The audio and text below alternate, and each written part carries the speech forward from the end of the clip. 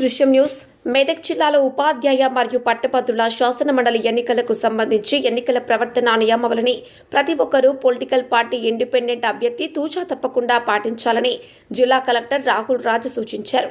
సోమవారం మెదక్ జిల్లా నిజాంపేట్ మండల క్షేత్రస్థాయి పర్యటనలో భాగంగా జిల్లా పరిషత్ పాఠశాలలో పోలింగ్ కేంద్రాలను సంబంధిత తహసీల్దార్తో కలిసి కలెక్టర్ పరిశీలించారు.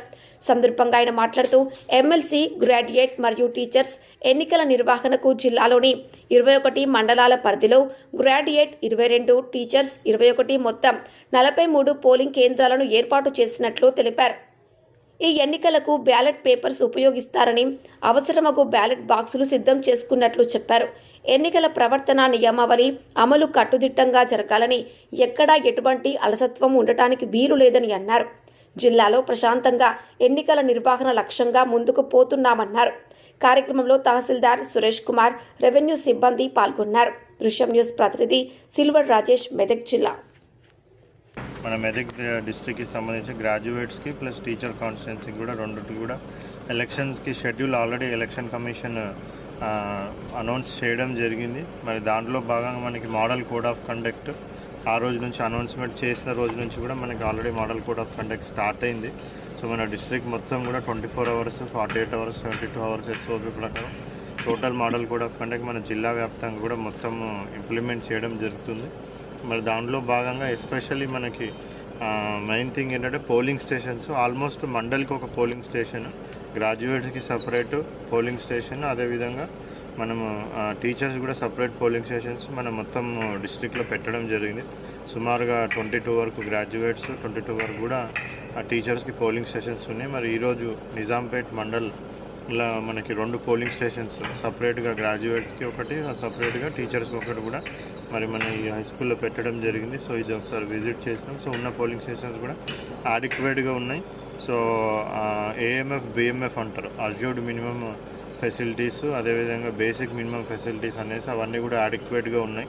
సో డ్రింకింగ్ వాటర్ కానివ్వండి, నార్మల్ వాటర్ కానివ్వండి, అదేవిధంగా టాయిలెట్స్ కానివ్వండి, ప్లస్ పోలింగ్ స్టేషన్ రూమ్స్ లోపల కూడా ఫ్యాన్స్, ట్యూబ్ లైట్స్, లైటింగ్ అదంతా కూడా ప్రాపర్గా ఉంది. సో మనము పోలింగ్ స్టేషన్ అసెంబ్లీ ఎలక్షన్ టైంలోనేమో మనకి అసెంబ్లీ పార్లమెంట్కి ఈవీఎంస్ యూజ్ చేస్తాం. బట్ ఈ ఎలక్షన్కి ఏంటంటే మనం బ్యాలెట్ పేపర్స్ అవసరం వస్తుంది. ఇప్పుడు నామినేషన్ స్టార్ట్ అయింది కాబట్టి వన్స్ విత్డ్రాల్ ఆఫ్ నామినేషన్ అయిపోగానే సో అవన్నీ కూడా ప్రింటింగ్ అవన్నీ కూడా ఇవ్వడం జరుగుతుంది. అదేవిధంగా మనకి ఎన్నైతే బ్యాలెట్ బాక్సెస్ అవసరం ఉంటాయో సో వాటిని కూడా మొత్తం అసెస్మెంట్ చేసినాం. Adequate number of ballot boxes మన దగ్గరనే ఉన్నాయి. సో అవన్నీ కూడా రిపేర్స్, అవన్నీ వర్క్స్ కూడా అన్నీ టేకప్ చేయడం జరిగింది.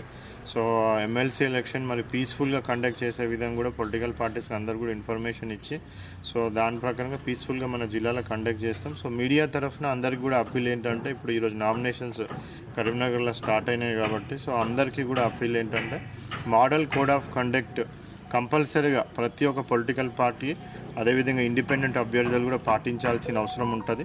సో మన జిల్లాలో ఇప్పుడు 3 ఆర్డీఓలు, so Toopran RDO, Medak RDO plus Narsapur RDO, so వాళ్ళ ముగ్గురిని కూడా అథరైజ్ చేయడం జరిగింది. సో ఏ విధమైన పర్మిషన్స్ కావాలని ప్రచారానికి కావాల్సిన కానీ కూడా ఆర్డీఓస్ దగ్గర అప్లై చేసుకున్నట్టయితే వాళ్ళు పర్మిషన్స్ ఇవ్వడం జరుగుతుంది. దయచేసి పర్మిషన్ తీసుకొని యాజ్ పర్ రూల్స్ ప్రకారం model code of conduct with in the preview ప్రకారంగా దాన్ని పాటించుకుంటూ ప్రచారం చేసుకోవాలనేది కూడా అభ్యర్థులందరికీ కూడా విజ్ఞప్తి చేయడం జరుగుతుంది. ఎక్కడన్నా వైలేషన్ అయితే మాత్రం మోడల్ కోడ్ ఆఫ్ కండక్ట్ దీని ప్రకారంగా తదుపరి చర్యలు కూడా తీసుకోవడం జరుగుతుంది. సో అందరు కూడా పర్మిషన్స్ తీసుకొని పీస్ఫుల్ అట్మాస్ఫియర్గా ప్రచారం చేసుకోవాలని కూడా విజ్ఞప్తి చేస్తాను.